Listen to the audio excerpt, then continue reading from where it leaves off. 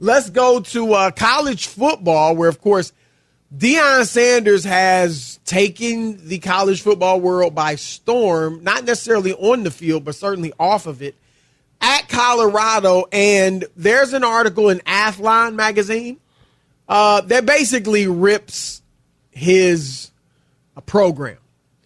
They quote Athlon Sports, they quote one former player, as saying it's like a real-life Grand Theft Auto video game. There are many distractions with fights, guns, and money floating around. The environment is unlike any I've come from before. Now, I am reading a summary from another article, not the Athlon Sports article. Rob G, chime in and correct me if I'm wrong on anything. But they are accused of a lot of fighting and players challenging other players' manhood, essentially making guys fight, and challenging guys' manhood if they don't fight. And one calling. We know the guy that left Cormani McClain. Supposedly Shiloh Sanders slapped him 5 times before he left the program. And McClain was saying he's going to kill Shiloh and all that. And when McClain left, he said that it's hard when the coaches you trust are calling. I don't know if this is a quote. Actually, this is an anonymous player. He said it's hard when the coaches you trust are calling you derogatory names on the practice field. Now, I will say this. Fighting. Now, if players are bullying other teammates and saying, like, if you don't fight, you're not a man and we're going to make you two fight. You got to fight each other. That stuff obviously is out of bounds. But playing on athletic teams, sometimes guys get into fights. Yep. And if guys happen to get into some fights, I'm not going to sit here and act like that's so abnormal and terrible. I'm not saying I'm pushing for guys to fight. But if two guys have a disagreement or something in football, in basketball, whatever, and have a fight, that happens.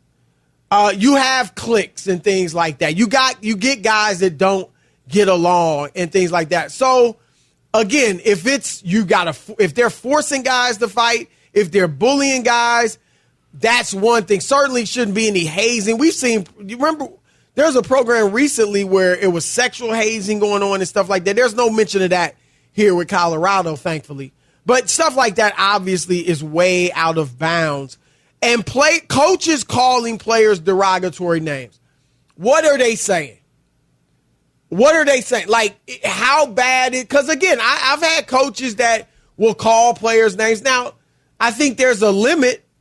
But I also think it depends, it depends on what it is they're saying. How often are you saying it? What's the tone you're saying it in? Yep. Like all types of stuff. So, but the bottom line is people are coming at Deion for his program. And, the only way you can shut people up is to win. Yeah, I mean, really the reality of there's a lot of different factors that go into this. And I think the number one that you can't ignore is Deion's personality in all of this. It seems as if, I put it like, the stories that you hear coming out, they kind of track with the way that Deion, some of his personality and the way that he talks about players that he doesn't value, or, there's no real value in building at Colorado. It's like they want ready-made products, rather. He said that he's bringing his Louis luggage with him. Well, he didn't exactly build the factory, right? It's not like he's building the factory to make Louis luggage. Right. This is Louis luggage that he is bringing with him from other places that built it. So I think what you have is a unique scenario where this is a transfer portal program. Like, if you you are not competing against the guys who are across from you or the guys who are above you in the depth chart. You are competing with the entirety of college football, it seems, at Colorado to get on the field. So if you're one of those people. But you don't think they may be a little more than most, but you don't think it's kind of becoming that way nationally? I think it is, but when you look at, okay, so the difference in the two programs, I know we're going to dive into Michigan, some of the allegations later, but when you look at Michigan, let's say hypothetically these players knew about this allegation, right? They knew about all of this stuff because they would have to, right? If they were really benefiting from it from that much. There's still Will Johnson, all the defensive captains, they all came back. Colston Lovelace was a senior. They all came back. Not just came back to Michigan. They didn't transfer either. Only one, Keon Sabb, that I can think of, which was a high-level player for Michigan last year, transferred to Alabama, right? They wanted to be at Michigan, right? Despite all of the potential troubles that could come down. I think what happens is when you build a program up in a different way, like Michigan is built off those who stay will become champions. Colorado was built off of if you can't stick it here, you can find somewhere else to go. So there's no level of like the freshman at Colorado that knows, all right, well, you know what, if I don't hack it this year, I'm going to go out again my sophomore year, and then maybe by my junior year I'll be starting, and then my senior year maybe I can get to the NFL. Like that doesn't seem like a legitimate thought process if you're a player in the Colorado program. So as a result, all these kids transfer, and as a result, all of them had nothing good to say about the place that just kind of showed them the door. So I think you have that in store too. I think some of the money, the cars and the money thing, I think that's probably true. Well, that was the thing. Guns, obviously, there's no place for guns in the locker room. That's ridiculous. Or to be honest, I mean, look, guys, the money, some of that's now going to come with NIL, Martin. That's what I'm saying. I think. Money's going to be, floating around like that. That's just what's going to happen with it. But the guns obviously can't be. Yeah, you can't. Place for that. You're not really looking for the guns, even open carry, whatever. I don't care. Keep it out of the locker room. That's that's all well and fine if you want to do something different when you go to Walmart. But in this locker room, let's keep everything about football. But secondly, the thing that really concerned me the most, honestly, out of reading this, because I think there's a couple bad apples here and there where you're recruiting, and that happens when you're recruiting in football. Right. What concerned me was the son of the defensive back coach owing $10,000 in gambling debts to another player. Now, this is obviously all from the report. I'm not reading this out of the Wall Street Journal. It's on athlonsports.com, right? So, it's not like it's front page news on CNN. But the idea that one of your players is in $10,000 of gambling debt to another player, that's concerning. That is the one that really jumped off the page to me personally, because that, that led to a fight. Well, my dad always told me guys fight over two things, women and money. Yeah, and thankfully that's all it was, is a fight, right? Because like $10,000 is a lot for a college kid too, right? I mean, and I'm not. People know I'm not down on NIL, but when I was in college and guys got a little bit of money and you make a bet, okay, you owe somebody $50, something like that, right? When that becomes 10,000 or 5,000 even, or something like, that's when it will lead to this type of thing. But again, how do you? I mean, I guess you can try to make rules that guys, you can't gamble, you can't bet certain amounts of money or whatever. But we see it, Martin, all the time in the NBA.